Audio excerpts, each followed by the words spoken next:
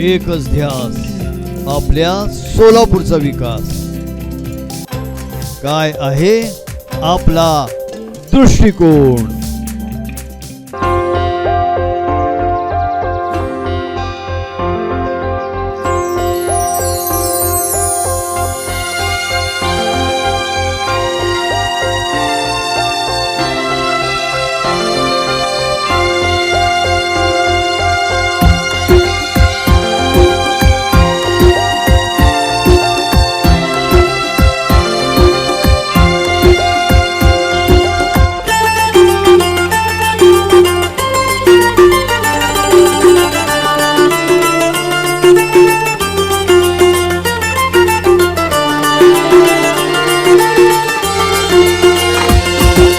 आपसे यूं मिली नजर, ला ला ला ला ला, आपसे यूं मिली नजर,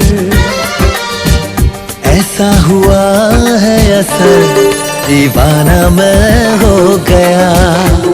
हाँ ऐसा हुआ है असर, दीवाना मैं हो गया.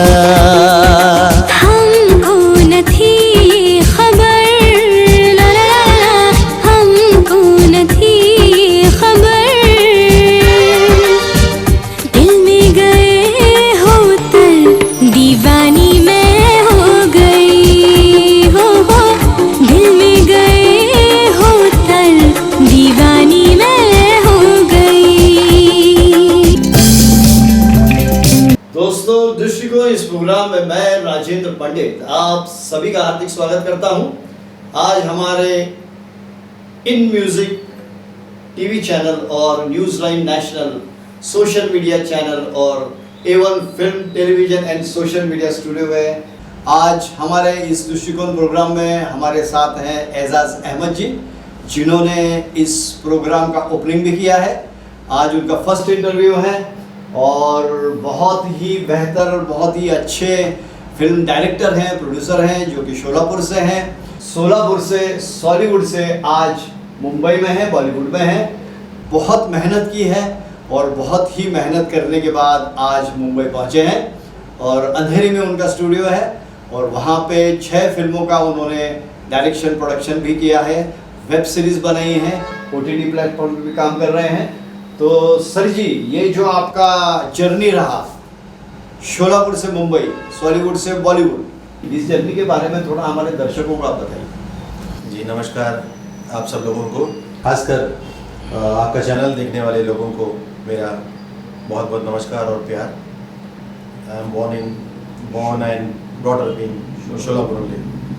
तो जब बचपन में मैं अपने मित्रों से ये कहा करता था कि यार मुझे भी एक दिन ऐसी ही फिल्में बनानी है, तो मेरे मित्र काफ़ी हंसा करते थे.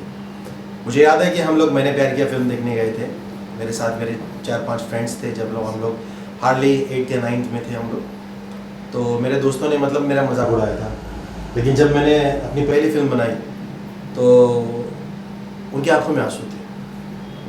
उन्होंने वो बात, मैं भूल गया था लेकिन उन्होंने वो बात मुझे याद दिलाई कि याद है तुझे ने आज से 20-25 साल पहले ये बात कही थी. तो ये पैशन था सर. पैशन. और जब मैं कुछ करने की सोचा इस फील्ड में, तो एज यू नो कि सोलापुर में कोई प्रॉपर प्लेटफॉर्म है नहीं. तो जब मैंने पुणे FTI ज्वाइन करने की सोची तो वहाँ पे मेरा एडमिशन नहीं हो पाया. तो फिर मैं लोनावाला चला गया, वहाँ से हमने डायरेक्शन की ट्रेनिंग ली और उसके बाद फिर मैं एड फिल्म्स बनाने लगा. अपने खुद के पैरों पे खड़ा होना चाह रहा था मैं, क्योंकि लोग चांस नहीं दे रहे थे. Nobody was ready to give me some break, big break. तो फिर मैंने सोचा कि क्यों ना मैं अपनी खुद की एड एजेंसी शुरू करता हूँ मैट्रिक्स मीडिया के नाम से. फिर मैं आई केम बैक टू सोलापुर और मैं started my own advertising company. उसके बाद मैंने, आप जानकर हैरान हो जाएंगे, मैंने 400 से ज़्यादा एड फिल्म्स बनाई हुई है. और मेरे नाम सोलापुर के इतिहास की पहली फिल्म भी मेरे नाम पे लिखी हुई है. मैंने बहुत छोटे छोटे फिल्में यहाँ पे बनाना शुरू किया. उसके बाद 30-40 लोगों को यहाँ से मौका दिया और देखिए आज हमारी मेहनत रंग लाई. आज हम मेहनत करते करते सॉलीवुड से बॉलीवुड में. जी, आपका जो एक्सपीरियंस है फिल्म इंडस्ट्री के बारे में वो क्या है? यानी अभी जैसे कि दृष्टिकोण के हिसाब से पूछ रहा हूँ, आज जो इंडियन फिल्म इंडस्ट्री है आज वर्ल्ड में टॉप मोस्ट है. बिल्कुल। हॉलीवुड तो है ही, लेकिन उसी के साथ में जो बॉलीवुड में है वो हॉलीवुड में नहीं है। हम लोग अच्छे गाने दे रहे हैं, हम अच्छा म्यूज़िक दे रहे हैं, जो हम कर रहे हैं वो हॉलीवुड नहीं कर रहा। तो आपका एक्सपीरियंस बॉलीवुड के बारे में, म्यूज़िक के बारे में क्या है? देखिए, बॉलीवुड आज 10,000 करोड़ की इंडस्ट्री है। साल में 2000 फिल्में बनती हैं सारी भाषाओं में मिला के। और एंटरटेनमेंट फील्ड एक ऐसी है, ये बिज़नेस कभी कम नहीं होगा। आज से 50 साल पहले भी यही बोला गया था, आज भी यही बोला जा रहा है, और आज से 50 साल के बाद भी एंटरटेनमेंट इंडस्ट्री ये कभी भी ड्रॉप डाउन में नहीं आएगी। इसमें कभी रिसेशन नहीं आएगा, क्योंकि लोग बहुत ज़्यादा मतलब स्ट्रेसफुल लाइफ जी रहे हैं, इन्हें एंटरटेनमेंट चाहिए चाहिए। तो जितना मैं फिल्म इंडस्ट्री को, अपनी बॉलीवुड को जानता हूँ, ये ग्रो कर रही है, बहुत रैपिडली ग्रो कर रही है। और पहले आप साउथ की फिल्मों को टॉलीवुड कहा करते थे, अब नॉर्थ की फिल्मों को आप बॉम्बे की फिल्मों को बॉलीवुड कहा करते थे, भोजपुरी फिल्मों को जॉलीवुड कहा करते थे। लेकिन आज वो सब नहीं रहा। आज पूरा मार्केट एक हो गया है, और आज पूरा इंडियन फिल्म इंडस्ट्री हो गई है। ये सारी इंडस्ट्री मिला के एक इंडस्ट्री हो गई है। आप किसी भी लैंग्वेज में, किसी भी भाषा में एक फिल्म बनाइए, उसे सारी भाषाओं में आप डब कर सकते हैं, और उसके लिए सारी पूरी देश का मार्केट खुल गया है। तो ऐसी इंडस्ट्री में मैं जी रहा हूँ, मुझे इस बात का अभिमान है। मैं बस एक अच्छे ब्रेक की, एक अच्छे हिट की कोशिश में हूँ, लगा हूँ।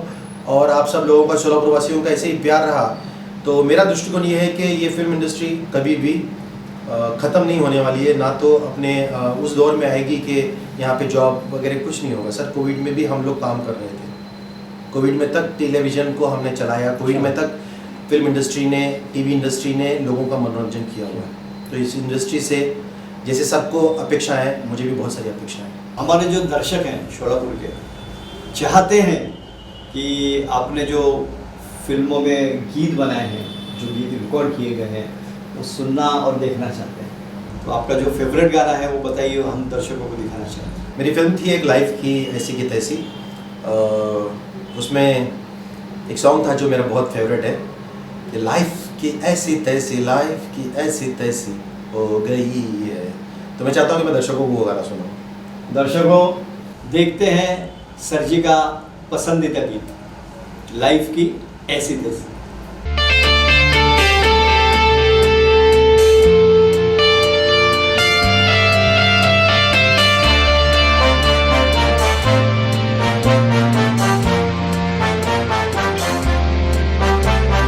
ख्वाहिश है जीने की, कुछ कर गुजरने की, फ्यूचर को सेट करके वर्ल्ड में शाइन करने की। ख्वाहिश है जीने की, कुछ कर गुजरने की, फ्यूचर को सेट करके वर्ल्ड में शाइन करने की। लेकिन हुआ कुछ ऐसा, डेजर्ट में सुनामी जैसा, लाइफ को लग गया ब्रेक, बर्थडे का खा गया कोई के। लाइफ की ऐसी तैसी, लाइफ की ऐसी तैसी, लाइफ की ऐसी तैसी हो गई है। लाइफ की ऐसी तैसी, लाइफ की ऐसी तैसी, लाइफ की ऐसी तैसी हो गई है।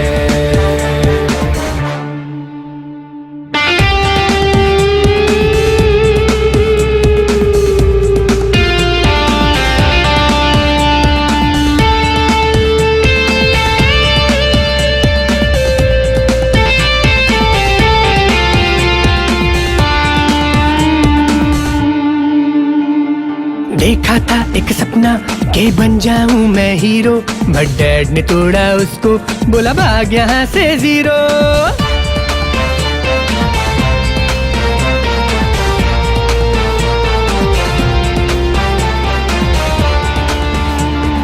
ऊंचे थे मेरे सपने, ऊंची थी मेरी मंजिल, खा गई सब ये भैंसे और कुछ न हुआ हासिल, कुछ न हुआ हासिल। लाइफ की ऐसी तैसी, लाइफ की ऐसी तैसी, लाइफ की ऐसी तैसी हो गई है।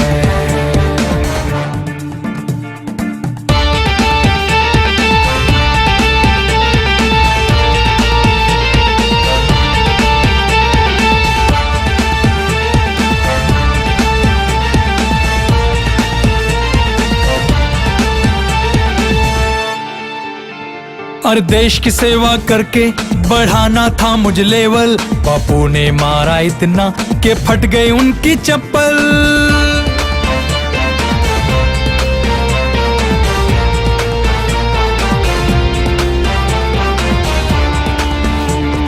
यारो सुनो बस करो अब शादी मेरी कराओ, अपनी लाइफ की टेंशन से मुझको यूं न डराओ, मुझको यूं न डराओ। लाइफ की ऐसी तैसी, लाइफ की ऐसी तैसी, लाइफ की ऐसी तैसी हो गई है। ख्वाहिश है जीने की, कुछ कर गुजरने की, फ्यूचर को सेट करके वर्ल्ड में शाइन करने की। लेकिन हुआ कुछ ऐसा, डेजर्ट में सुनामी जैसा, लाइफ को लग गया ब्रेक, बर्थडे का खा गया कोई के। लाइफ की ऐसी तैसी, लाइफ की ऐसी तैसी, लाइफ की ऐसी तैसी हो गई है। लाइफ की ऐसी तैसी, लाइफ की ऐसी तैसी, लाइफ की ऐसी तैसी हो गई है। सर जी, एक और क्वेश्चन है। आप शोलापुर से हैं। शोलापुर के बारे में आपका व्यू क्या है, आपका दृष्टिकोण क्या है कि शोलापुर सिटी की जो डेवलपमेंट हो रही है इस म्यूज़िक फील्ड में या फिर फिल्म लाइन में, इस बारे में आपका कहना क्या है, आपका दृष्टिकोण क्या है? शोलापुर को इसमें डेवलपमेंट करने के लिए क्या करना पड़ेगा? देखिए, शोलापुर में बहुत कैलिबर है लोगों में, मतलब स्कोप है बहुत ज़्यादा। यहाँ पे बहुत सारे सिंगर्स हैं, बहुत सारे अच्छे एक्टर्स हैं, डांसर्स हैं। हमारे वक्त जब मैं स्ट्रगल करता था तो ये सारी फैसिलिटीज़ अवेलेबल नहीं हुआ करती थी। तो आज तो बहुत सारे स्टूडियोज़ हैं, जैसे आप भी लोगों को प्रोत्साहन करते हैं, उन्हें स्टेज देते हैं, मंच देते हैं, तो ऐसे बहुत सारे स्टूडियोज़ हैं, मंच देते हैं। तो स्कोप तो बहुत अच्छा है। स्कोप अच्छा है, बस यही है कि वो किसी का इंतज़ार ना करें, आगे बढ़ें, क्योंकि कभी भी अपॉर्चुनिटी आपके घर तक नहीं आएगी, आपको अपॉर्चुनिटी तक पहुंचना पड़ेगा। जब तक आप पहुंचोगे नहीं बिल्कुल, तब तक आप आगे कैसे जाओ? बिल्कुल। तो मतलब ये है मेरे दर्शकों, अगर आपको शोलापुर में भी कुछ अच्छा करना है तो हम कर रहे हैं। सर जी हैं, हम हैं, इन म्यूज़िक चैनल के थ्रू, न्यूज़ लाइन नेशनल के थ्रू, और कुछ एक अच्छा प्लेटफॉर्म दे रहे हैं हम शोलापुर वासियों को। उसका एडवांटेज आप लोगों ने लेना चाहिए। और सिटी के बाकी के डेवलपमेंट के बारे में आपका क्या कहना है? देखिए, शोलापुर एक बहुत ही फास्ट ग्रोइंग सिटी है। हालांकि जितना फास्ट ग्रोथ दूसरे सिटीज़ का हो रहा है, जैसे मैंने सुना कि आसपास के दूसरे शहरों का बहुत ज़्यादा रैपिडली ग्रोथ हो रहा पुणे है। है, जैसे पुणे तो बहुत ज़्यादा, बहुत मतलब वो ज़्यादा। It's become a metro city now. लेकिन I don't know what happened to Solapur this our city के लोग। मैंने एक न्यूज़ सुनी कि इंडिया का एकमात्र ये शहर है शोलापुर जिसमें 2 लाख से ज़्यादा लोगों ने पिछले 10 सालों में माइग्रेशन किया है। हाँ, यहाँ से लोग माइग्रेट होके पूना शिफ्ट हो गए। Correct. It's very shocking news. ये पहला सिटी है जिसकी पॉपुलेशन कम हुई है पिछले 10 सालों में। अमेजिंग। यहाँ पता नहीं, आई डोंट नो कि politically there is something wrong और what, I don't know, that is not my subject. लेकिन मुझे ये जानकर थोड़ा अफसोस हुआ। लेकिन माइग्रेशन का फायदा किसको हो रहा है? रेलवेज को हो रहा है, ट्रांसपोर्टेशन को हो रहा है। डेफिनेटली, लेकिन अपने- शोलापुर के शहरवासियों को तो नहीं हो रहा है, मुझे तो नहीं लग रहा है।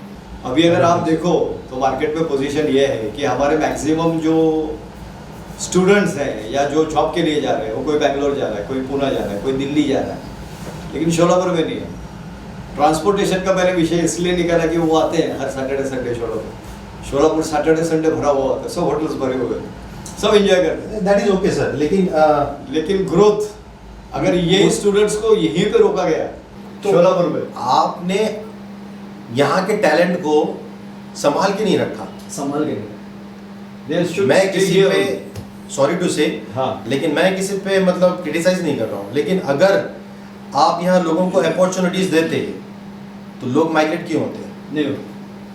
आपके पास इतनी अच्छी यूनिवर्सिटी है, आपके पास इतने अच्छे कॉलेजेस हैं, सब हैं, लेकिन व्हाट आफ्टर दैट? उसके बाद क्या? बाद में। उसके बाद कुछ नहीं है।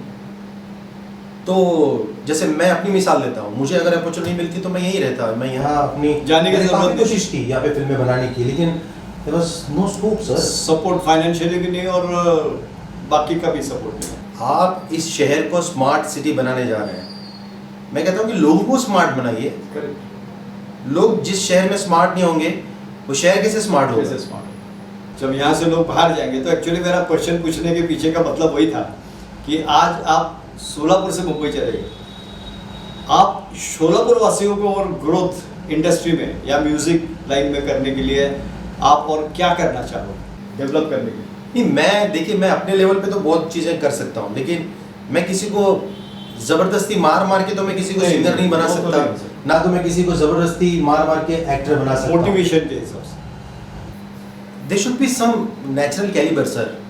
अगर आपके पास नेचुरल कैलिबर है तो दुनिया की कोई ताकत आपको रोक नहीं सकती। आप किसी भी खेड़े गांव से हो, कहीं से भी हो, आप किसी भी लाइन में देखिए, आप स्पोर्ट्स में जाइए, MS धोनी को देखिए, किस शहर से आ रहा है वो, कहाँ से आ रहा है वो। तो मैं शोलापुर से हूँ, जहाँ पे मतलब फिल्म यानी हीरोइन, जब मैं पहली फिल्म के लिए हीरोइन ढूंढ रहा था तो लोग मुझे लिटरली भगा रहे थे, चल पड़े कौन आमच्या मुलीला तो हीरोइन बनवतो का म्हणून। तो मतलब ऐसे शहर में मैं पला बड़ा हूँ, लेकिन मैंने अपना रास्ता ढूंढ लिया। तो आपको अगर आपके अंदर टैलेंट है तो आपको अपना रास्ता ढूंढना पड़ेगा। आप ये मत इंतजार करिए कि कोई एजाज अहमद आपके लिए आएगा, आपको उठा के लेके जाएगा और स्टार बनाएगा। क्यों करेगा भाई कोई किसी के लिए? अगर आपके पास अपना टैलेंट है तो आप खुद ग्रोथ करिए, हो जाएगा। वो तो सही बात है। तो दोस्तों, इसीलिए हमने जो न्यूज़ लाइन चैनल और इन म्यूजिक चैनल है, इस पे जो प्लेटफॉर्म हमने आप लोगों को दिया है वो इसीलिए दिया है, जो सब ने जो हमें आंसर दिया इट इज़ वेरी करेक्ट। और आपको अगर डेवलप होना है, आगे जाना है, तो यही एक प्लेटफॉर्म है जहाँ पे आप गाना गाने के लिए आ सकते हो, प्रैक्टिस कर सकते हो। नेशनल लेवल का भी हम लोगों ने प्रोग्राम लिया है, सिंगिंग स्टार्स ऑफ इंडिया, उसमें भी आप पार्टिसिपेट कर सकते हो। और आगे की डेवलपमेंट है, सर जी हैं, हम हैं, आपको कॉपरेट करेंगे। सर जी, एक गाना और, भले फिल्मी हो, भले फिल्मी अलग फिल्म से हो, जो आपका फेवरेट हो, वो हमारे दर्शक सुनना चाहेंगे। मेरा एक फेवरेट सॉन्ग है जो मैं एक आप दर्शकों के लिए पेश करना चाहता हूँ। मुझे लगता है कि आपको ये सॉन्ग प्ले करना चाहिए। तू मेरा दिल, तू मेरी जान। Oh, I love you, Daddy. तू मासूम, तू शैतान, But you love me, Daddy. तू मेरा दिल, तू मेरी जान। Oh, I love you, Daddy. तू मासूम, तू शैतान, But you love me, Daddy.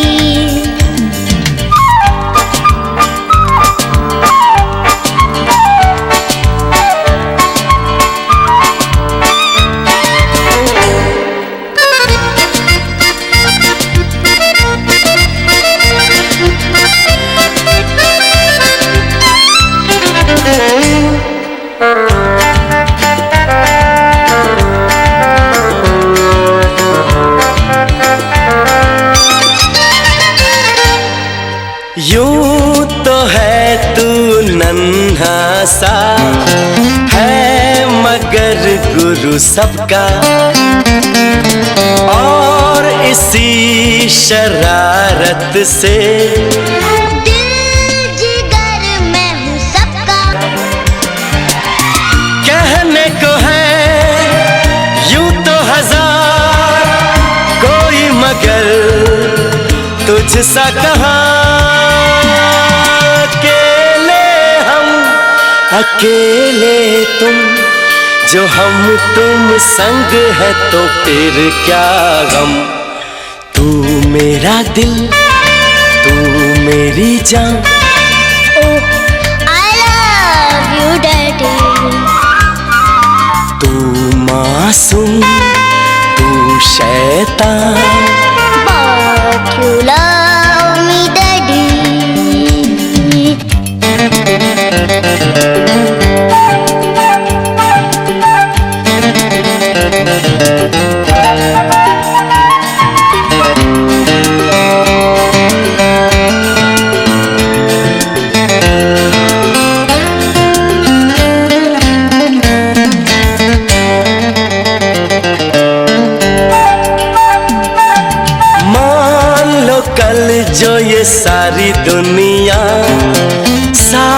मेरा नहीं देगी, कौन है फिर मेरी मंजिल का हम सफर। मैं हूँ डैडी। आज लगे कितना हसी अपना जहां अपना समा, अकेले हम अकेले तुम, जो हम तुम संग है तो फिर क्या गम। तू मेरा दिल, तू मेरी जान, Oh, I love you, Daddy. तू मासूम तू शैतान, But you love me, Daddy. तू मेरा दिल, तू मेरी जान, Oh, I love you, Daddy. तू मासूम तू शैतान, But you love me, Daddy. But you love me, Daddy. आप ग्रो हुए शोलापुर से, ग्रो होके आप मुंबई में हैं। आपने तो आपका कैलिबर दिखाया, क्वालिटी दिखाई, आज आप पहुंच गए हो। कुछ लोग हैं शोलापुर के जो पीछे से डिस्कस करते हैं, एजाज भाई हमको चांस नहीं देते, हमको मुंबई नहीं लेके जाते, हमको प्लेटफॉर्म नहीं देते। इस बारे में आपका क्या कहना है? देखिए, शायद आपका नॉलेज कम है इस बारे में। मैंने आज तक जो फिल्में बनाई, जो फर्स्ट फिल्म थी मेरी, उसमें मैंने 35 आर्टिस्ट को काम दिया। चांस दिया, वो लोग कोई स्टार नहीं थे, लेकिन मैंने उन्हें उनके घर में से उठाकर उन्हें एक्टिंग सिखाई। जब मैंने दूसरी फिल्म बनाई तब मैंने वापस 20 लोगों को नई फिल्मों में काम दिया। जब मैं बॉलीवुड गया तभी मैंने अपने शोलापुर से कई आर्टिस्टों को काम दिया। मैंने अपनी फिल्म मैंने आमिर खान प्रोडक्शन में लोगों को काम दिया। मैंने बालाजी टेलीफिल्म्स के प्रोडक्शन में लोगों को काम दिया। लोगों को वो नज़र नहीं आता। अगर लोग ये उम्मीद कर रहे हैं सारे कलाकार कि एजाज अहमद आए हमें लेकर जाए, हम यहीं बैठे रहेंगे, तो it's not possible. I don't have any godfather, मेरा कोई गॉडफादर नहीं है, लेकिन मैं स्ट्रगल करके आगे आया हूँ। Don't wait for the chance, go and achieve it man. ये तो नेचुरल है। अगर 4 लोग अच्छा बोलेंगे तो 4 लोग बुरा भी बोल रहे हैं। नहीं, बुरा वो लोग बोलेंगे जिन्हें चांस आगे- नहीं मिले, मतलब मेहनत करके आगे नहीं बढ़ना है। नहीं बढ़ रहे। अगर आपकी पहुंच है तो आइए, आप मुझ तक आइए ना, मैं आपके तक कैसे आ सकता हूँ? करेक्ट। आपको अपना कैलिबर दिखाना पड़ेगा, और मैं कौन होता हूँ आपको काम देने वाला इंडस्ट्री में? आपका काम आपको काम देगा, आपका टैलेंट आपको काम देगा। अगर ये आप उम्मीद करते हैं तो ये उम्मीद आपने फिर जब्बार पटेल साहब से क्यों नहीं की थी, जो शोलापुर के सबसे मशहूर डायरेक्टर हैं? ये उम्मीद आपने फिर अतुल कुलकर्णी से क्यों नहीं की थी? ये उम्मीद आपने फिर मंजुनाथ से क्यों नहीं की थी, नागराज से? वो भी तो शोलापुर के हैं। आपको सिर्फ एजाज अहमद दिखाई देता है। तो मोटिवेशन के हिसाब से अभी आप शोलापुर के जो अच्छे सिंगर्स हैं या जो एक्टर्स हैं, जो एक्टिंग सीखना चाहते हैं, जो गाना चाहते हैं, जो आगे जाना चाहते हैं, उनके लिए आप क्या एग्जाम्पल दोगे, या फिर उनको आप क्या मोटिवेशन के हिसाब से उनको आप देखिए, बताओ? जैसे अभी मैंने कहा ना, हम चारों की बात में जब्बार पटेल सर को मतलब सैल्यूट करता हूँ कि मतलब इतने छोटे से शहर से आके आज अतुल कुलकर्णी भी अपने दम पे हैं। आज जितने भी शोलापुर से रिलेटेड हम लोग काम कर रहे हैं, हम सब सेल्फ मेड पीपल हैं। हमको किसी ने उंगली पकड़ के हाथ नहीं दिया, धक्का नहीं दिया, या फिर किसी ने खींचा नहीं हमको। शोलापुर रेलवे स्टेशन से कोई डायरेक्ट हमें दादर स्टेशन नहीं उठा के लेके गया, हमें जाना पड़ा। तो आप भी धीरे धीरे मेहनत करिए, वक्त कभी भी आ सकता है लौट कर। ये आपका वक्त है, ये आपकी उम्र है, ये कभी भी टर्न होके आपके पास आ सकता है, आपका लक। लेकिन जब आपका लक आपके पास वापस आए तो are you still available for that? Are you still that much talented? ये अपने आप से पूछिए। That is very important. जब मोहम्मद रफ़ी साहब का बहुत बुरा वक्त था तो लोगों ने भी उनसे यही कहा था कि आप तो खत्म हो गए। लेकिन 4 साल के जिसे हम कहते हैं ना कि एक वनवास के बाद जब वो वापस आए तो उन्होंने फिल्म फेयर अवार्ड लिया, नेशनल अवार्ड लिया। तो कैलिबर इंसान के पास अगर है, टैलेंट है, तो चाहे उसे कितना भी समय लगे, उसे एक्सपोज होने से कोई नहीं रोक सकता। तो जिनका ये सोचना है कि हमें काम मिलना चाहिए, तो मैं उन्हें कहूँगा कि आप मेहनत करते रहिए, मेहनत करते रहिए। मैं क्या, मेरे से बड़े बड़े बॉलीवुड के स्टार्स, बॉलीवुड के डायरेक्टर्स आपको ब्रेक दे सकते हैं, लेकिन you will have to show your talent. आपके अंदर कला है तो आपका स्वागत है। एक और बात मैं पूछना चाहूंगा कि शोलापुर के जो लोगों का बोलने का टोन है, उस टोन की वजह से जो कुछ ऐसा प्रॉब्लम आता है कि बॉलीवुड डेफिनेटली आता है। देखिए बहुत सारे लोग जाते हैं लेकिन उनका लैंग्वेज के प्रॉब्लम की वजह से उनका ये रिजेक्शन हो प्रॉब्लम जाता सारे महाराष्ट्रियन लोगों के साथ है। महाराष्ट्रियन आदमी की प्रॉब्लम है प्रोनाउंसिएशन की। जब हम हिंदी बोलने जाते हैं, महाराष्ट्रियन जो भी एक्टर हो, एक्ट्रेस हो, ये मैं अपने मन से नहीं कर रहा हूँ, ये लता जी ने भी कहा हुआ है, उनके इंटरव्यूज है, आशा जी ने भी कहा हुआ है, उनके इंटरव्यूज है अवेलेबल, कि उन्हें अपनी भाषाओं को, प्रोनाउंसिएशन को सुधारना चाहिए। लोग मेरे इंस्टीट्यूट में भी बच्चे यहाँ पे सीखा करते थे, लेकिन लोग अपने आप पर मेहनत नहीं करते। नहीं करते, लोग बस दूसरों की मेहनत देखकर जलते हैं, जल्द है। अपना टाइम वेस्ट कर रहे हैं। Correct. सोलापुर में जितने भी कट्टे हैं, अगर मेरा बस चले तो मैं सारे कट्टों को तोड़ दूँ, क्योंकि इन कट्टों से ही सारी प्रॉब्लम शुरू हो जाती शुरू है। हो जाती है। एक बैठा, उसके बाद जाकर उसका पड़ोसी बैठा, दूसरा बैठा, चौथा बैठा, पांचवा बैठा, काम किसी के पास नहीं है, बिजी सब लोग हैं। पत्ते चलते हैं। ये डायलॉग मेरी याद रखिएगा, काम किसी के पास नहीं है, लेकिन शहर में सब, हर कोई इंसान बिजी है। बिल्कुल। किस चीज़ में बिजी हो आप लोग? ये शहर ऐसा इतना छोटा हो गया है कि आप अगर इस कोने से उस कोने जाना चाहते हो तो आपको 4 से 5 किलोमीटर में आप पहुंच जाओगे, आराम से पहुंच जाओगे। 15 मिनट में पहुंच जाओगे। Correct. लेकिन आप यहाँ किसी से मिलने का अपॉइंटमेंट मांगो तो लोग 2-2 दिन के बाद की अपॉइंटमेंट देते हैं, वक्त पे नहीं पहुंचते। जबकि हम बॉम्बे में रह के, मुंबई में रह के, जहाँ पे 2-2 घंटे का ट्रैफिक होता है, हम लोग अपने वक्त पे पहुंच जाते पहुंचने हैं। को। We know the seriousness, Correct. हमें सीरियसनेस है उस चीज़ की कि कितनी मेहनत से ये चीज़ें मिलती है। यहाँ के लोगों को उस चीज़ की सीरियसनेस नहीं है सर, Correct. तो इसमें मेरा कोई कसूर तो नहीं है। इसके लिए अभी मतलब जो भी कलाकार है या जो भी सिंगर है, उसको ये बेसिकली सब परफेक्ट डिसिप्लिन में कर रहे हो। नहीं, मैं बात सिर्फ सिंगर्स की नहीं कर रहा हूँ, मैं बात सारे टैलेंटेड लोगों की कर रहा हूँ। कोई स्पोर्ट्समैन हो, कोई भी किसी भी फील्ड क्षेत्र का हो, उसे पंक्चुअल होना पड़ेगा अपने आप को। मतलब इट्स अ वेरी, मतलब ये 4 हुतात्माओं की शहर है भाई। मैं जब अपने बॉम्बे में शोलापुर का नाम लेता हूँ तो लोग पूछते हैं, अरे अच्छा आप उस शहर से हो जहाँ पे ये मिलता है, वो मिलता है, हर चीज़ फेमस है। चादर फेमस है यहाँ की, एक ज़माने में हुआ करती थी। आई डोंट नो चादर मिलती है कि नहीं मिलती, मुझे भी नहीं पता आज की तारीख में। तो ये दशा क्यों हुई, I don't know, but I am not going to blame anyone. But मुझे लगता है कि कहीं तो कहीं उदासी पन था, कहीं तो हम लोग ग्रो करने में पीछे पीछे रहे। सर जी एक गाना और सुन लेते हैं, कोई एक अच्छा गाना सा इमोशनल या दर्द भरा गीत जो आपके पसंद का है, हमारे दर्शक सुनना चाहिए। मेरा एक बहुत फेवरेट सॉन्ग है फिल्म कुली का, मुझे पीने का शौक नहीं, पीता हूँ गम भुलाने को। ये बहुत ही प्यारा सॉन्ग है, इसमें फीलिंग्स बहुत अच्छी है। मेरे फेवरेट सिंगर शबीर कुमार, जो मेरे बहुत अच्छे दोस्त भी हैं, उनका गाया हुआ गीत है ये।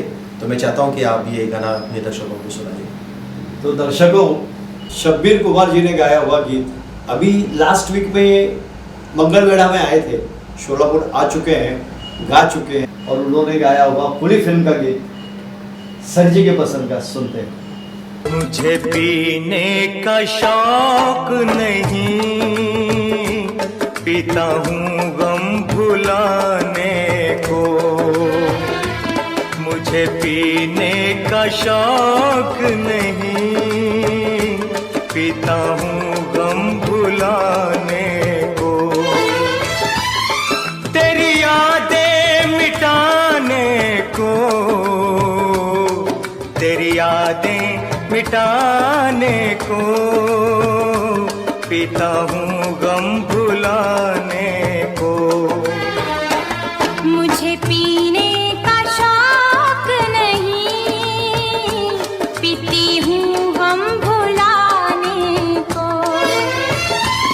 तेरी यादें मिटाने को, तेरी यादें मिटाने को, पीती हूँ गम भुलाने को। मुझे पीने का शौक नहीं, पीता हूँ गम भुलाने को।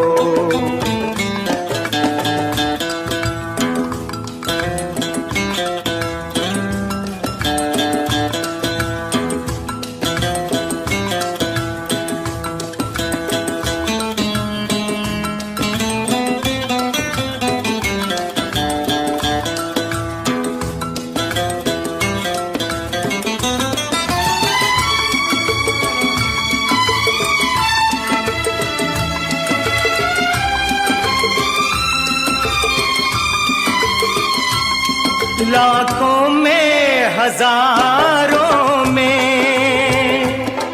एक तू ना नजर आई, लाखों में हजारों में एक तू ना नजर आई, तेरा कोई खत आया न कोई खबर आई, क्या तूने भुला डाला,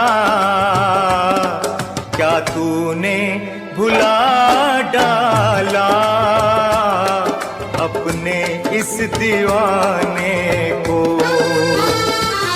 मुझे पीने का शौक नहीं, पीती हूँ गम भुलाने को।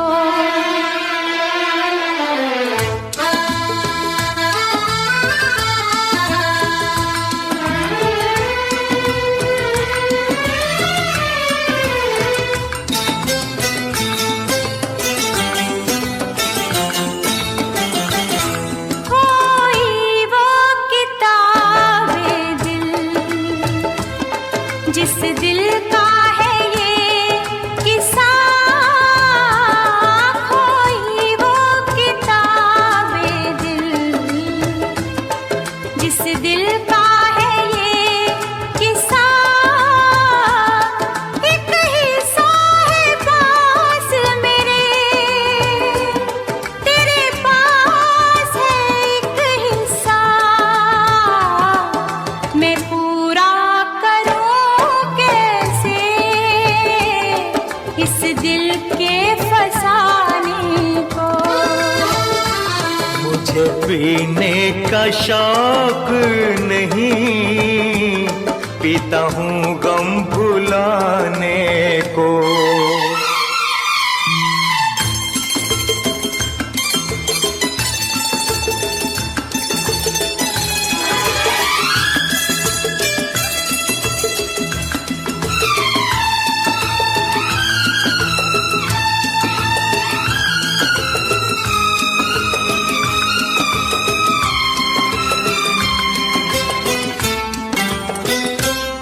मिल जाते अगर अब हम, आग लग जाती पानी में।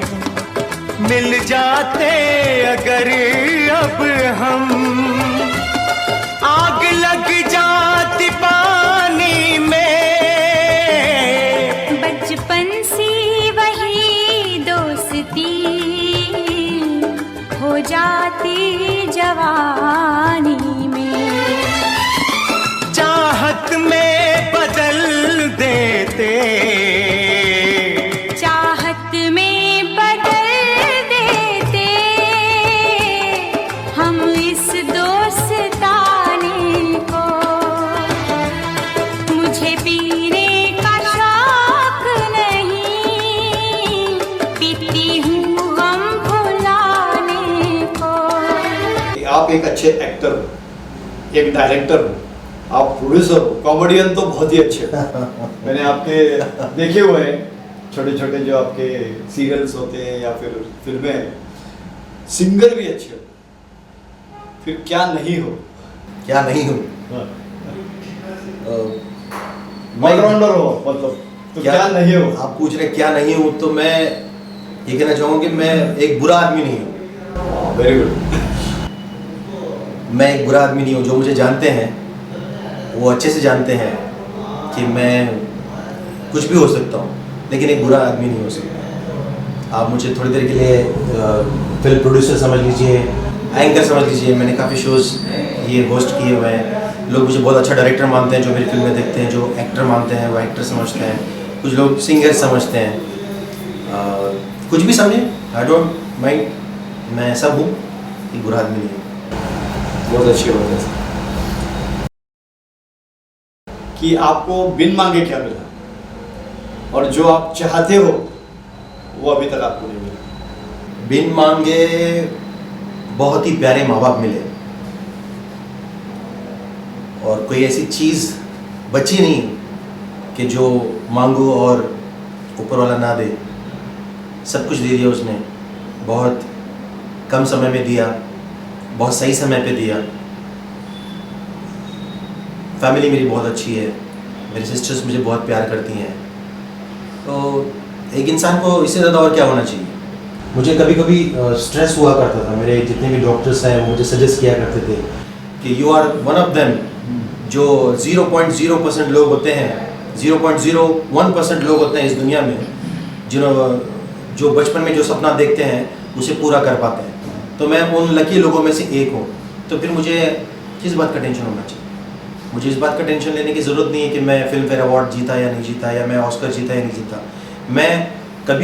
मैं रोज़ सोचता हूँ कि मैं कब करण जौहर के साथ टक्कर लूँ, मैं कब यश प्रोडक्शन में काम करूँ। लेकिन मैं अगर दूसरे दिन मुझे काम नहीं मिलता तो मैं नर्वस नहीं होता। फिर मैं दूसरे दिन अपने से नीचे वालों को देखता हूँ जिनके पास कुछ भी नहीं है, जिनके पास मुझसे ज़्यादा टैलेंट है, लेकिन एक फिल्म नहीं बना पाया, एक फिल्म नहीं बना पाया। तो उन्हें देख के मैं और ज़्यादा खुश हो जाता हूँ और ऊपर वाले का ऐसा मानता हूँ कि नहीं, I am very much lucky. तो आप बताइए कि मुझे मतलब और क्या चीज़ चाहिए? बिना मांगे सब कुछ मिला है। आप खुश हो। आपने एक टॉपिक अवार्ड्स के बारे में बोला था, तो अवार्ड्स, आपको एक दुबई में अवार्ड मिला था, उस अवार्ड के बारे में हमारे दर्शकों को बताइए।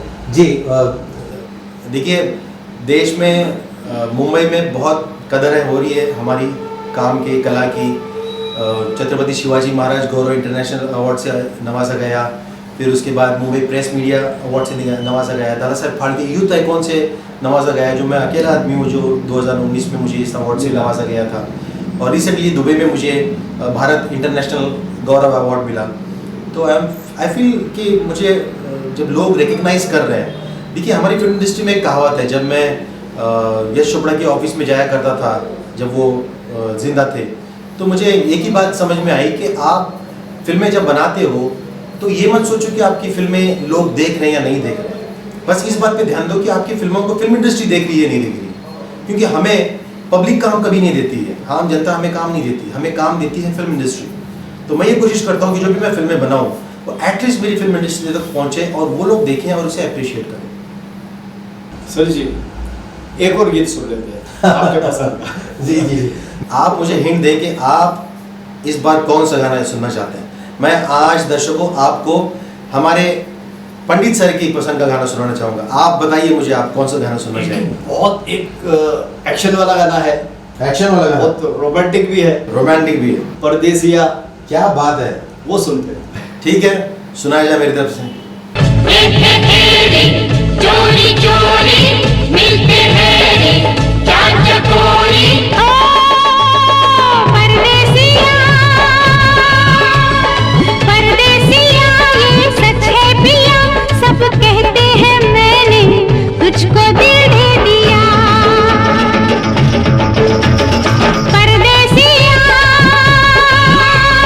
परदेसिया ये सच है पिया, सब कहते हैं मैंने तुझको दिल दे दिया। मैं कहती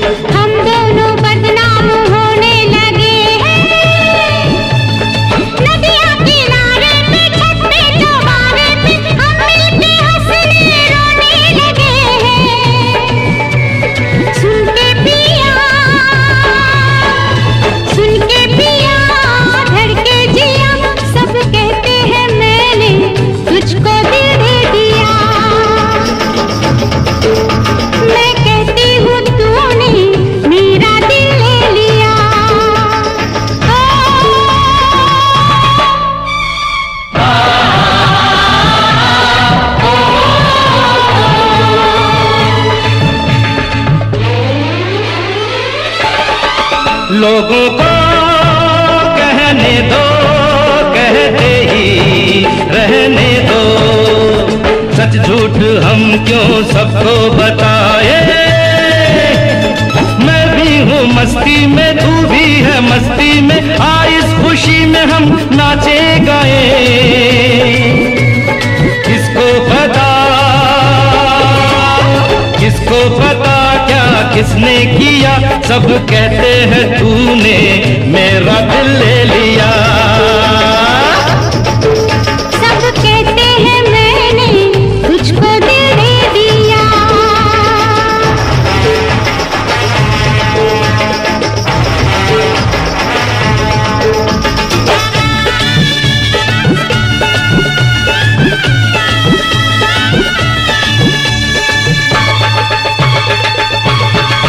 मेरा दिल कहता है तू दिल में रहता है, मेरे भी दिल की कली खिल गई है। तेरी तू जाने रे, माने न माने रे, मुझको मेरी मंजिल मिल गई। तू मिल गया, तू मिल गया मुझको पिया, सब कहते हैं मैंने तुझको दिल दे दिया। मैं कहती हूँ तूने मेरा दिल ले लिया। परदेसिया, परदेसिया ये सच है पिया, सब कहते हैं मैंने तुझको दिल दे दिया। मैं कहती हूँ तूने मेरा दिल ले लिया। फिल्म इंडस्ट्री के बारे में पूछना चाहूंगा। भाई भतीजावाद बॉलीवुड इंडस्ट्री में है क्या? कहाँ नहीं होता? सभी जगह, लेकिन स्पेशली बॉलीवुड के बारे में। नहीं, स्पेशली बॉलीवुड को बदनाम किया गया है, जिसे आप भाई भतीजावाद कहते हैं।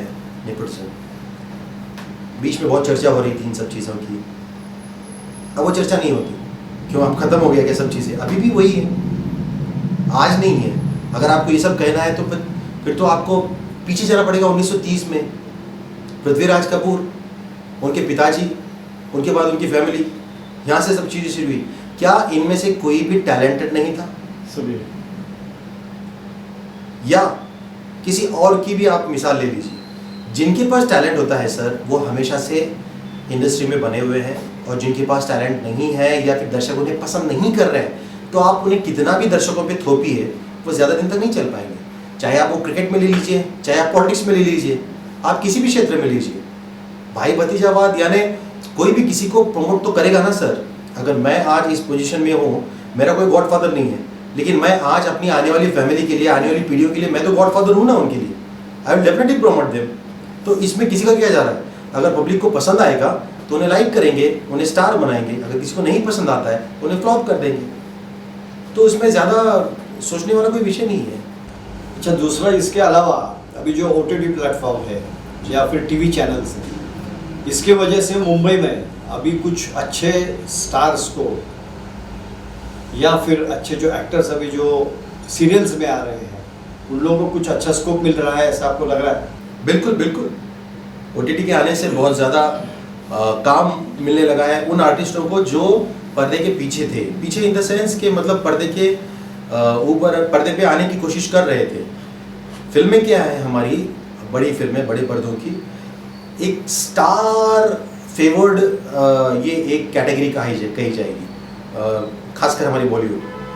तो जो आर्टिस्ट जैसे नसीरुद्दीन शाह थे, ओम पुरी जी थे, फारूक शेख थे, इरफान थे, नवाजुद्दीन सिद्दीकी, ऐसे आर्टिस्टों को जिन्हें स्टार नहीं माना जाता लेकिन बहुत बड़ा एक्टर माना जाता है, अच्छे एक्टर्स। तो ऐसे लोगों का भरमार हो गई है OTT पे। आज छोटे छोटे जो कमर्शियल एड्स करने वाले एक्टर्स थे, आज वो स्टार बन गए स्टार OTT प्लेटफॉर्म पे। आज आप राजकुमार राव को ले लीजिए, आज आप आयुष्मान खुराना को लीजिए, ये OTT के स्टार हो गए। तो ऐसा नहीं है कि मैं नहीं करना चाहूँगा OTT, मैं भी करने की कोशिश करता हूँ OTT में, हर कोई कोशिश करता है। लेकिन अगेन वही है कि सबकी अपनी अपनी चॉइस होती है। मेरा एक ड्रीम है, मेरा एक अपना एक कंफर्टेबल जोन है। मैं बड़े पर्दों के लिए फिल्म बनाना ज़्यादा पसंद करता हूँ, तो सबकी अपनी अपनी चॉइस है। लेकिन मैं बहुत जल्दी अपनी एक प्रोडक्शन कंपनी भी खोलने वाला हूँ, तो I am trying for that also. और रिसेंटली मैंने अपनी म्यूज़िक कंपनी भी शुरू की थी, जिसमें अभी 400 से ज़्यादा गाने अपलोडेड है। तो I am working simultaneously on different ways. अच्छा, इस बारे में आपका क्या कहना है कि अभी जैसे जो स्टार्स हैं, जैसे अमिताभ बच्चन है या फिर शाहरुख खान है, सलमान खान है, क्या ये लोग भी OTT प्लेटफॉर्म या टीवी इससे जुड़ के इनको बहुत अच्छा फ़ायदा मिल रहा है मार्केट? इनके सीरियल्स चल रहे हैं आज टीवी चैनल पर, वहाँ पे वो लोग कर रहे हैं, इसी के साथ साथ उसका बॉलीवुड में उनको बड़े पर्दे पे उसका बेनिफिट हो रहा है। स्टार्ट में ऐसा कहा जाता था कि छोटे पर्दे पे नहीं आना चाहिए, लेकिन आज ये देखा जा रहा है कि जो छोटे पर्दे पे कर रहे हैं उन्हीं को बड़ा प्लेटफॉर्म मिल रहा है बड़े पर्दे पे। नहीं, देखिए, अल्टीमेटली आर्टिस्ट होते हैं, और जब मुझे लगा कि मुझे ये प्रोजेक्ट करना चाहिए, तो फिर उसमें वो सवाल नहीं उठेगा कि ये मैं OTT के लिए कर रहा हूँ, छोटे पर्दे के लिए टीवी के लिए कर रहा हूँ, रियलिटी शो कर रहा हूँ या फिल्म बना रहा हूँ। सेम उसी तरह से अमित जी हैं, वो तो बड़े इतने बड़े लोग हैं कि मैं बहुत छोटा हूँ उन लोगों के बारे में बात करने के लिए। करोड़पति एक बहुत बड़ा एग्जाम्पल है। वो उन्होंने तो मतलब छोटे को बड़ा कर दिया ना, छोटे पर्दे को ही बड़ा कर दिया उन्होंने। तो वो ऐसी शख्सियत है कि मतलब हर छोटी चीज़ को बड़ा कर देते हैं।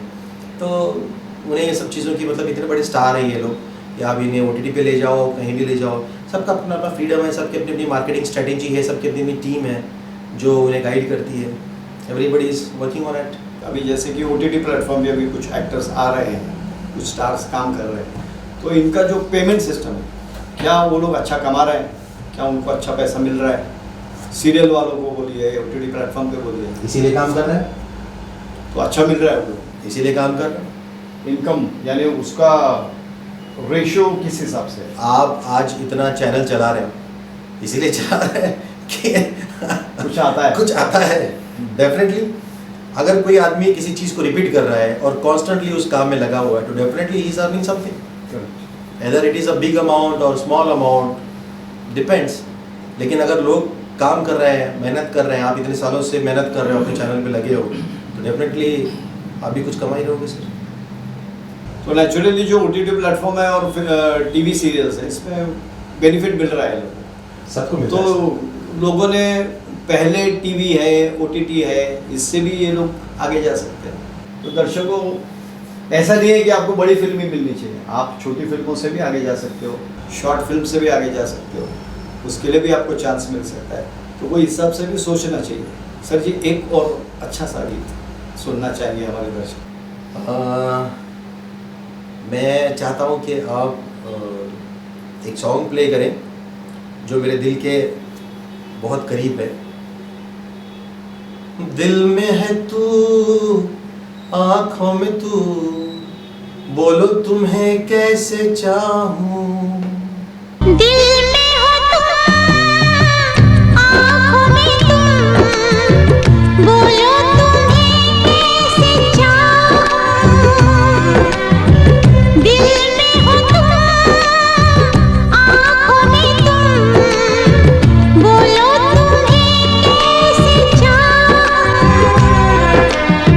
पूजा करूं, सजदा करूं, जैसे कहो वैसे चाहूं।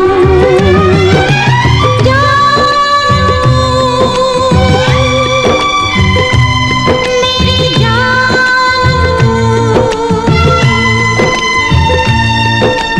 जाने जानू।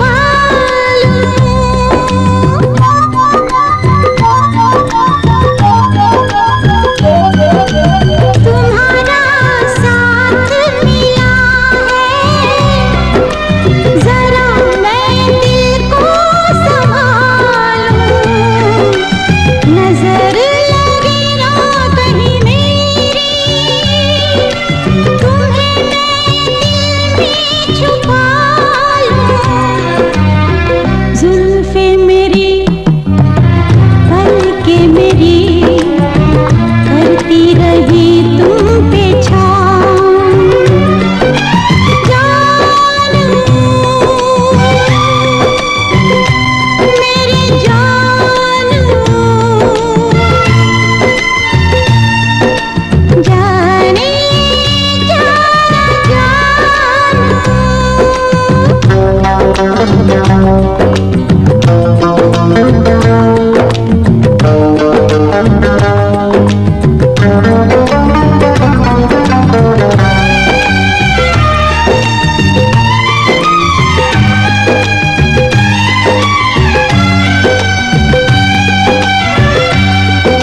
सुहाने सपने दिखाए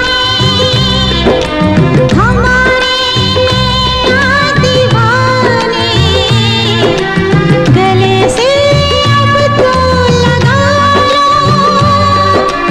मिलने के आए ज़माने।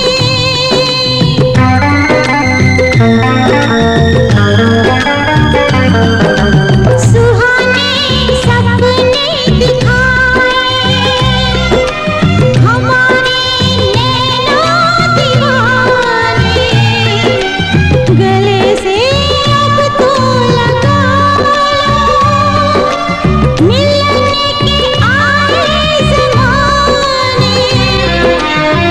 हरदम यही डर है मुझे, तुमसे जुदा हो न जाऊं। दिल में हो तुम, आँखों में तुम, बोलो तुम्हें कैसे चाहूं। पूजा करूं, सजदा करूं, जैसे कहो वैसे चाहूं।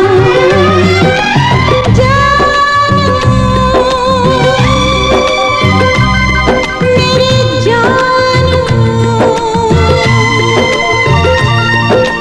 जाने जानू। सर जी बहुत मेहनत करके यहाँ तक आए हो। अभी मैं आपका इंटरव्यू ले रहा हूँ, आप जो बातें बोल रहे हो, जो भी आप एक्सप्लेन कर रहे हो दर्शकों को या मुझे बता रहे हो, इस पे से तो मेरा साइकोलॉजिकल स्टडी ये है कि बहुत आपने मेहनत की है, बहुत आपने स्ट्रगल किया है, उसके बाद ही आप इतनी ऊंचाई पे पहुँचे हो। इसके बाद में और आपके आइडियाज़ क्या है कि इससे भी आपको आगे जाना है और इसको आपको ग्रोथ पे लाना है, उस बारे में आप कुछ बताइए। नहीं, डेफिनेटली इंसान अगर अपने लिए कोई लिमिट बना लेता है ना तो उसका ग्रोथ खत्म हो जाता है। भले मैंने जैसे अभी पहले कहा कि मैं जो हूँ जैसा हूँ बहुत खुश हूँ, लेकिन इसका मतलब ये नहीं कि मैंने आगे मतलब कुछ और बड़ा नहीं सोचा होगा। मैंने बहुत कुछ बड़ा सोच के रखा है अपने लिए, अपने कजिन्स के लिए, अपने कोलिग्स के लिए, अपनी टीम के लिए पूरी। तो definitely I am working on it और बहुत जल्दी आपको मेरी कुछ नई फिल्में देखने मिलेगी जो बहुत ही आपको हंसाएगी, गुदगुदाएगी। और उस वक्त मैं ये कोशिश करूंगा कि मैं शोलापुर के कुछ आर्टिस्टों को भी, जैसे कि हमेशा से शिकायत है आपकी, आप बार बार मुझे पूछे रहते हैं, तो शिकायत दूर करने की कोशिश करूंगा। बट अब अगेन डिपेंड्स कि वो किस तरह से सपोर्ट करते हैं, किस तरह से अपना कैलिबर दिखाते हैं। तो बहुत ही जल्द मेरे दर्शकों को कुछ नई फिल्में मेरी देखने मिलेगी जो आपको हंसाएगी, गुदगुदाएगी। मैं हमेशा से कोशिश करता हूँ कि मैं फैमिली ओरिएंटेड फिल्म बनाऊँ। जब मैंने एक फिल्म बनाई थी और मैं अपने पापा के साथ, डैड के साथ उस फिल्म को थिएटर में देख रहा था, तो देयर वाज सम सीन, एक किसिंग सीन था उस फिल्म में। At that time I was not able to face him, मतलब मैं उनकी आंखों में आके डाल नहीं पा रहा था, मैं नीचे देख रहा था। And he was shouting at me कि क्या यार तू कैसी फिल्म बना रहा है। तो he was ignoring the entire movie, सारी फिल्म को उन्होंने भुला दिया, सिर्फ उतने शॉट को याद रखा और मुझे बहुत गालियाँ दी। तो हालांकि वो बहुत ज़रूरी था वो सीन। तो देन आई डिसाइडेड कि यार अब मैं ऐसी फिल्में नहीं बनाऊंगा, चाहे वो कितनी भी ज़रूरी हो। तो उसके बाद से फिर मैंने अपनी किसी भी फिल्म में आप मेरी देखी है, बस आपको जब ज़रूरत होगी उतनी चीज़ें मिलेगी। मैं कोशिश करता हूँ कि मैं जब अपनी फिल्में देखूँ तो मैं अपनी फैमिली के साथ कंफर्टेबली उस फिल्म को देख पाऊँ। अभी आपका दृष्टिकोण इस बारे में क्या है कि फिल्म इंडस्ट्री में आप जैसे चाह रहे हो ऐसी फिल्में कोई बना रहा है? देखिए मेरा दृष्टिकोण, जैसे आपके कार्यक्रम का नाम ही है दृष्टिकोण, आप देख रहे हो उधर, दृष्टिकोण मेरा भी यही है कि सब अच्छी फिल्में बनाएं, अपने हद में बनाएं, सेंसर बोर्ड के नियम्स जो हैं लागू, उसको सबको फॉलो किया जाए। कई फिल्में ऐसी होती हैं जिस पे चर्चाएं होती हैं, जैसे मिसाल के तौर पे अभी एनिमल फिल्म आई थी, उस पर काफ़ी चर्चा हुई। हमारी फिल्म इंडस्ट्री के खुद के लोगों ने ही ये सोचा कि यार ये हम क्या दिखा रहे हैं। एक बार मुझे भी ऐसे लगा कि मैं अपने बच्चों के साथ कैसे देख पाऊँगा ये फिल्म। तो वैसे भी वो film not made for kids थी, वो आइडल्स ए सर्टिफिकेट वाली फिल्म थी हमारी। तो लेकिन अगेन एक सोशल हमारी रिस्पॉन्सिबिलिटी हो जाती है कि आपका काम है लोगों को एंटरटेन करना। तो मैंने अपने आप को एक एंटरटेनर समझा है।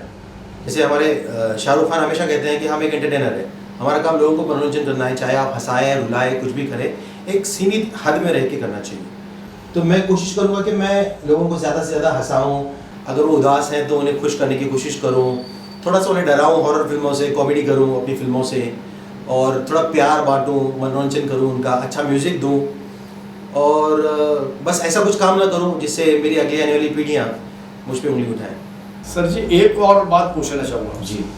आदमी फेमस होता है और फेमस होने के बाद आज अभी इंडिया में एक दौर चल रहा है, फिल्मों में फेमस हो गए, टीवी पे फेमस हो गए और पॉलिटिक्स ज्वाइन कर। तो आपका ऐसा कोई इश्यू है क्या कि आप जो फेमस हो रहे हो और आपको आगे फिर पॉलिटिक्स में जाना? नहीं, फिलहाल मेरा ऐसा कोई इरादा नहीं है। हाँ, ये बात है कि मैं ध्यान रखता हूँ, भले मैं मुंबई में रहूँ कहीं भी रहूँ, मैं अपने शहर में क्या हो रहा है इसकी घटनाओं पे मैं बहुत बारीक नज़र रखता हूँ। इसलिए नहीं कि मुझे पॉलिटिक्स में एंट्री करनी है या कुछ करनी है, बट इसलिए कि एक जागरूक नागरिक के नाते मैं इन विषयों पे नज़र रखता हूँ। लेकिन अभी ऐसा कोई फिलहाल इरादा नहीं है मेरा। पॉलिटिक्स में इंटरेस्ट नहीं है?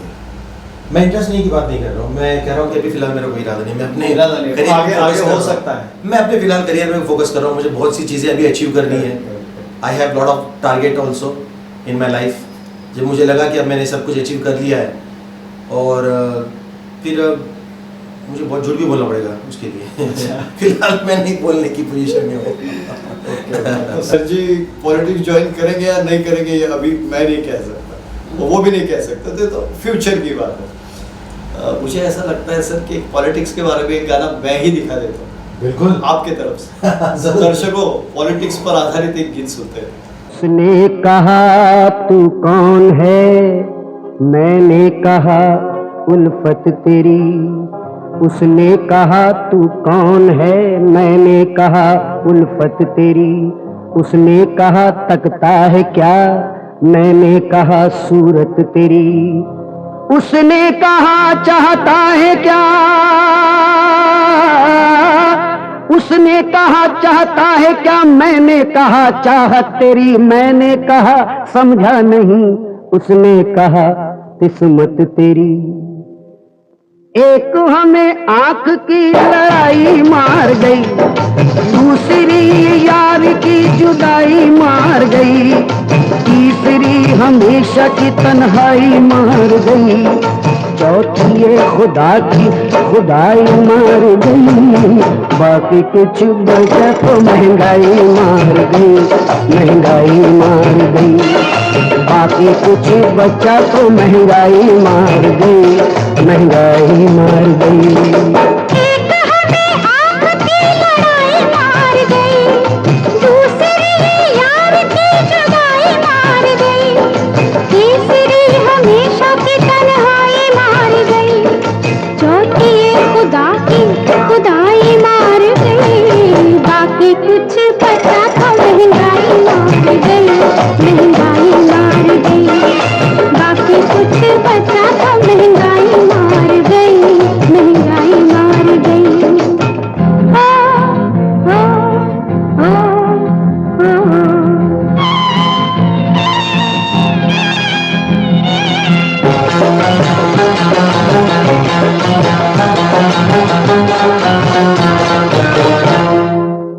तबीयत ठीक थी और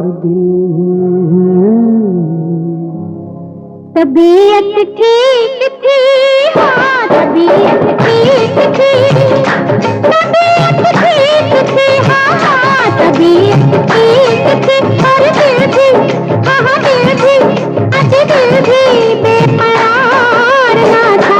तबीयत ठीक थी और दिल भी बेकरार न था। ये कब की बात है, हाँ हाँ बात है, ये कब की हाँ हाँ तबीयत ठीक थी और दिन भी बेकरार न था। ये तब की बात है जब किसी से प्यार न था।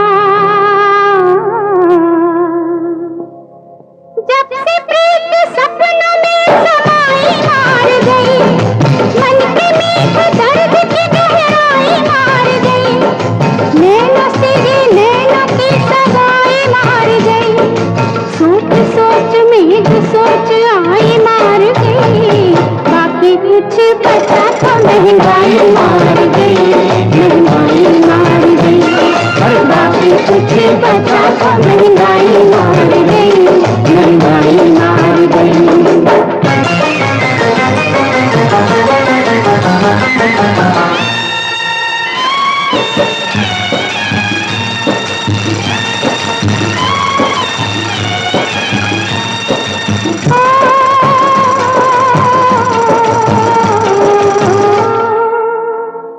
कैसे वक्त में हाय हाय कैसे वक्त में, कैसे वक्त में हाय कैसे वक्त में आके दिल को दिल की लगी बीमारी, कैसे वक्त में, कैसे वक्त में आके दिल को दिल की लगी बीमारी, महंगाई के दौर में हो गई महंगी यार की यारी, कैसे वक्त में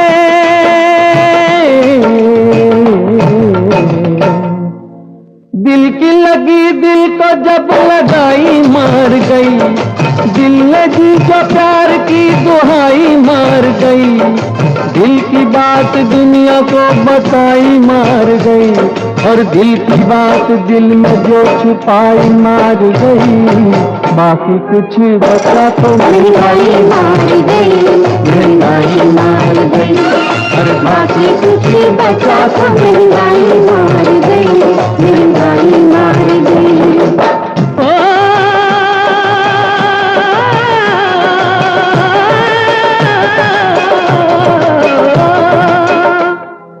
पहले मुट्ठी विच पैसे लेकर, पहले मुट्ठी में पैसे लेकर थैला भर शक्कर लाते थे, अब थैले में पैसे जाते हैं, मुट्ठी में शक्कर आती है।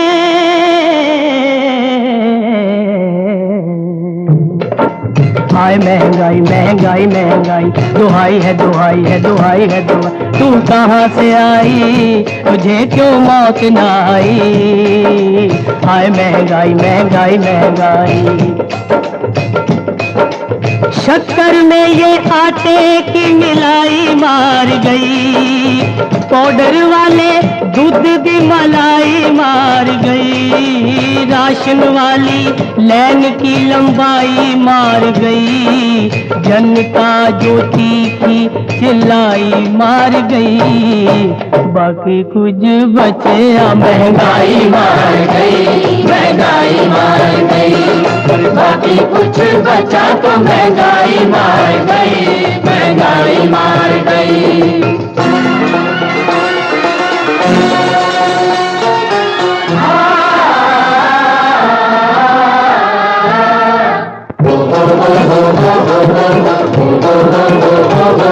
गरीब को तो बच्चे की पढ़ाई मार गई, पढ़ाई मार गई, बेटी की शादी और सगाई मार गई, सगाई मार गई, किसी को तो रोटी की कमाई मार गई, कपड़े की किसी को सिलाई मार गई, किसी को तो रोटी की कमाई मार गई, कपड़े की किसी को सिलाई मार गई, ओ किसी को मकान की बनवाई मार गई,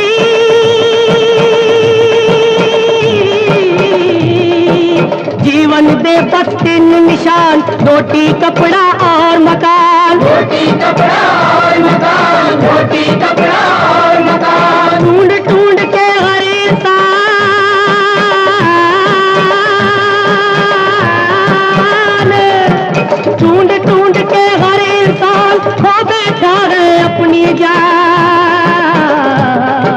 सच सच बोला तो सच्चाई मार गई, सच्चाई मार गई, सच्चाई मार गई। और बाकी कुछ बचा तो महंगाई मार गई, महंगाई मार गई। और बाकी कुछ बचा तो महंगाई मार गई, महंगाई मार गई। कुछ बचा तो महंगाई मार गई, महंगाई मार गई। बाकी कुछ बचा तो महंगाई मार गई। दृष्टिकोण प्रोग्राम में आज बैठे हुए हैं परिवर्तन शोलापुर। तो ये एक्चुअली हमारा बेसिक आइडिया ये है कि दृष्टिकोण की वजह से शोलापुर में कुछ डेवलपमेंट हुए, कुछ ऐसी चीज़ें हैं जो शोलापुर में नहीं हो रही, पीछे है शोलापुर। तो इसको आगे जाने के हिसाब से, इसको डेवलप करने के हिसाब से आपके पास कोई आइडिया है जो आप दर्शकों को बोलना चाहोगे, हमारे पॉलिटिकल लीडर्स को बोलना चाहोगे? नहीं, आई am not that much expert कि मैं यहाँ के पॉलिटिशियंस को कोई राय दे सकूँ। शोलापुर में हमारे दिग्गज नेताओं की कोई कमी नहीं है, तो आई am not that much expert और मैं उतना कैलिबर भी नहीं रखता हूँ कि इस विषय पे मैं अपना कुछ बोलूँ। लेकिन अगर आप मुझे पूछोगे कि क्या सबसे ज़्यादा ज़रूरी चीज़ है, तो मैं कहना चाहूँगा कि तुरंत पहले एयरपोर्ट शुरू होना चाहिए, क्योंकि सबसे ज़्यादा मुझे तकलीफ हो रही है। आम लोगों को जितनी हो रही है, लेकिन मुझे भी लगता है, सबको लगता है ट्रैवलिंग शुड बी। मैं अपने साथ शूटिंग के लिए जब शोलापुर आना चाहता हूँ, मेरे साथ जो भी मैं बड़े स्टार्स को लाने की कोशिश करता हूँ, तो उनका सबसे बड़ा क्वेश्चन यही होता है कि do your city have running airport? तो मेरे पास आंसर होता है नो। एयरपोर्ट है हमारे पास, बट ये ऑपरेशनल नहीं है। तो इससे ज़्यादा दुर्भाग्य की बात क्या हो सकती है? तो इकोनॉमिकली भी हम लोग पिछड़ रहे हैं, और कल्चरल भी हम लोग, जितना टूरिस्ट सेंटर है आसपास, अक्कलकोट के लोग हैं, पंढरपुर की यात्रा के लिए लोग आते हैं, शोलापुर सिद्धेश्वर यात्रा के लिए लोग आते हैं, तो दूर से जब आते हैं लोग तो उन्हें आने में दिक्कत होती है। एयरपोर्ट सिर्फ शुरू है या फिर खुला है सिर्फ सर्टन लोगों के लिए और बाकी आम नागरिक जनता के लिए बंद है, तो मुझे लगता है कि जल्दी से जल्दी एयरपोर्ट शुरू होना चाहिए। और ऐसा भी लगता है कि एयरपोर्ट शुरू हो गया तो आईटी आ जाएगा। आईटी क्षेत्र जितने जल्दी आएगा शोलापुर में उतनी डेवलपमेंट होगी। शोलापुर में लैंड्स का प्रॉब्लम नहीं है, ज़मीन बहुत है जहाँ पे एक आईटी क्षेत्र अच्छी तरह से आ सकता है। इस बारे में आपका क्या कहना है? नहीं, देखिए, मैंने कहा ना, मैं आई am not fit for that. मैं ये आपके प्रश्न का जवाब देने के लिए मैं सही व्यक्ति नहीं हूँ। मैं एक कलाकार हूँ। मैं इतना बता सकता हूँ कि एक कलाकार को क्या चाहिए। एक कलाकार को मतलब एक बेसिक जो बुनियादी चीज़ें होती हैं, अगर मैं चाहूँगा कि मैं अपने शोलापुर में कोई अच्छी फिल्मों की शूट करूँ बढ़िया, तो मुझे ट्रांसपोर्टेशन अच्छा चाहिए, मुझे एकोमोडेशन अच्छा चाहिए। वो सब चीज़ें तभी पॉसिबल हो जाएगी जब अच्छा एयरपोर्ट हो, या फिर वैसे आपके पास ट्रेन्स की फैसिलिटीज़ बहुत अच्छी हैं, बहुत ज़्यादा ट्रेनें हैं, लेकिन ट्रेनों का फ़ायदा यही हो रहा है कि लोग माइग्रेट हो रहे हैं, जा रहे हैं बाहर। तो मैं नहीं चाहता कि मैं चाहता हूँ कि मेरे शहर में लोग आएँ, सेटल हो, अपना बिजनेस शुरू करें, अपना टैलेंट दिखाएं, ना कि लोग यहाँ से छोड़ के भागें। तो हमारे पॉलिटिकल लीडर्स और मेरे दर्शकों को एक रिक्वेस्ट मेरी तरफ से मैं करूँगा, सर की तरफ से नहीं, मेरी तरफ से मुझे मत लीजिए इसमें कि शोलापुर में एयरपोर्ट का आना बहुत ज़रूरी है। जितने जल्दी एयरपोर्ट आएगा, देखिए वो तो प्रॉब्लम महापालिका का सॉल्व हो गया। एक चिमनी थी, चिमनी भी आप लोगों ने गिरा दी, उन लोगों को भी तकलीफ हुई, फार्मर्स को तकलीफ हुई, सब हुआ, फिर भी वो हो गया। लेकिन इसके बाद अभी तक शोलापुर में एयरपोर्ट नहीं आया है। इतना सब हो जाने के बाद ये एयरपोर्ट बहुत जल्दी आना चाहिए, और जितने जल्दी एयरपोर्ट आएगा उतने जल्दी आईटी आएगा, उतने जल्दी यहाँ पे कुछ अच्छे लोग बाहर से आएंगे, फॉरेन से लोग आएंगे, कुछ अच्छी इंडस्ट्रीज आएंगी, और कुछ आईटी जितना ज़्यादा बढ़ता जाएगा उतना माइग्रेशन जो सर बोल रहे हैं वो माइग्रेशन कम होगा। और ज़्यादा से ज़्यादा एयरपोर्ट खुलने में दिक्कत हो रही है तो चॉपर सर्विस शुरू कर दीजिए, सस्ते वाली करनी चाहिए कि तुरंत आए जाए, कुछ भी करिए, लेकिन बड़े शुरू करिए, सर्विस हो, छोटे सर्विसेज हो, शुरू करिए तुरंत, क्योंकि वो किंगफिशर का था। इससे पहले कि बचे हुए लोग भी भाग जाए यहाँ से, जल्दी तुरंत शुरू करिए। उस समय भी वही तो, ये मेरा दृष्टिकोण है।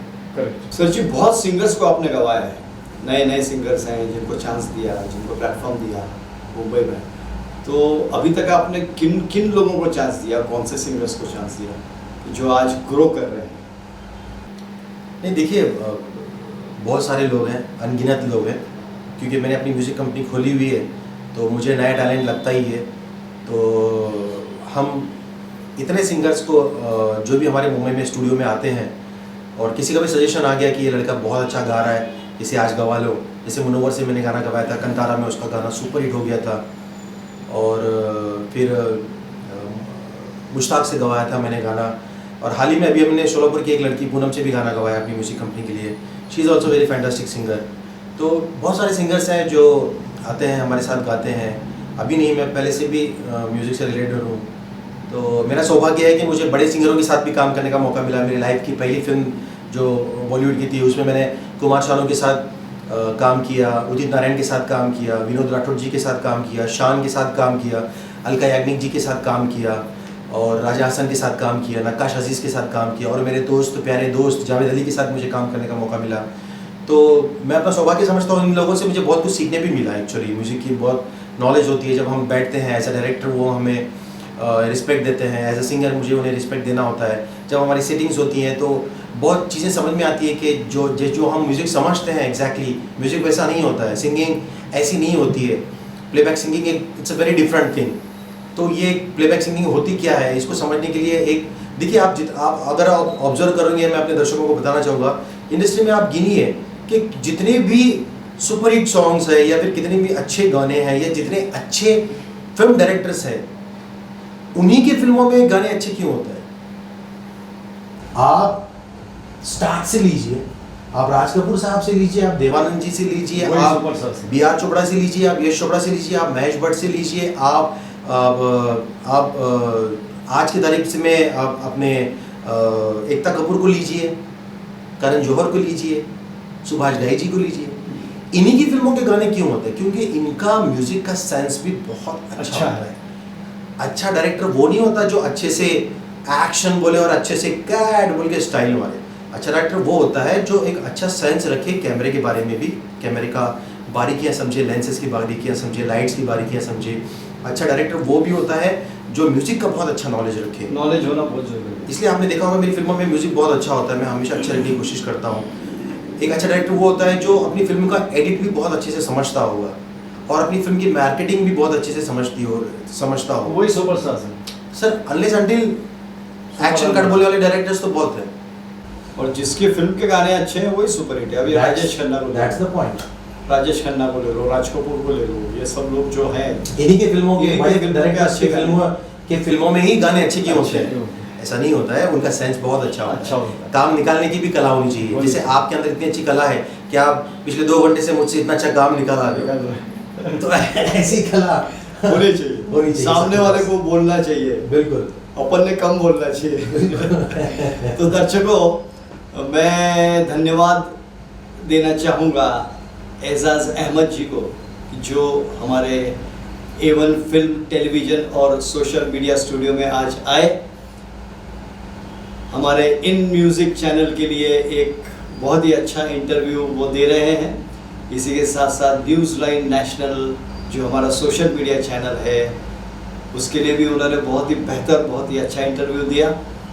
और दर्शकों, एक एक्सपेक्टेशन हम सब सोलापुर वासियों को और हमारे जो इंडियन सिंगर्स को हम देना चाहेंगे, क्योंकि अभी हम लोगों ने एक नया प्रोजेक्ट चालू किया है, सिंगिंग स्टार्स ऑफ इंडिया, जिसके लिए अभी मेरे पास बहुत ही अच्छे सिंगर्स ऑल ओवर इंडिया से आ रहे हैं। कोई लातूर से आ रहा है, कोई मुंबई से आ रहा है, कोई पूना से आ रहा है, कोई कर्नाटक से आ रहा है, कोई बेलगाम से आ रहा है। तो ऑल ओवर इंडिया से हमारे पास सिंगर्स आ रहे हैं। और मैं सभी को ये कहूँगा कि देखो, आप अगर अच्छा प्लेटफॉर्म लेते हो, अच्छी कोशिश करते हो, अच्छी मेहनत करते हो, तो हमारे जैसे लोग बैठे हुए हैं, एजाज भाई हैं, हम हैं, और हमारे साथ मेंटर हैं मिस्टर रकुल बागवान सर हैं, कि जो इंडियन आइडल के मेंटर हैं, वो भी सबको गाइड कर रहे हैं। तो आप लोगों को इसका अच्छा बेनिफिट मिलने वाला है। हम लोग हैं जो आपको कोऑपरेट करेंगे, आपको कुछ अच्छे पोजीशन पर ले जाने की कोशिश करेंगे। लेकिन इसके लिए ज़रूरी है आगे आना। जो आगे आएगा वही आगे जाएगा, जो आएगा नहीं वो पीछे रह जाएगा। बिल्कुल सही कहा। तो सर जी, मैं आपका बहुत शुक्रगुजार हूँ। आज आप हमारे A1 फिल्म, टेलीविज़न और सोशल मीडिया में आए, इतना वक्त निकाला। बॉलीवुड के लोगों के लिए ये बहुत ही मुश्किल काम है, टाइम निकालना, टाइम देना, वो फिर भी आपने दिया। और देखिए यहाँ पे आए, हमारे शोलापुर के दर्शकों को आपने कुछ अच्छी बातें बताई, कुछ डेवलपमेंट के बारे में बताया, कुछ ऐसी भी बातें डिस्कस में आई कि कुछ एरोड्रोम का हो, कुछ एयर सर्विसेज का हो, जिससे कि शोलापुर की ग्रोथ हो सके। तो कुछ अच्छी बातें हम लोगों ने दर्शकों को बताई है, कुछ लीडर्स को बताई है, कुछ अच्छे लोग आ सकते हैं शोलापुर की डेवलपमेंट हो सकती है, ग्रोथ हो सकती है। तो मेरे हिसाब से एक अच्छा मैसेज होगा ये प्रोग्राम हमारा दृष्टिकोण का। तो मैं आपका शुक्रगुजार हूँ, मैं आपको धन्यवाद देता हूँ।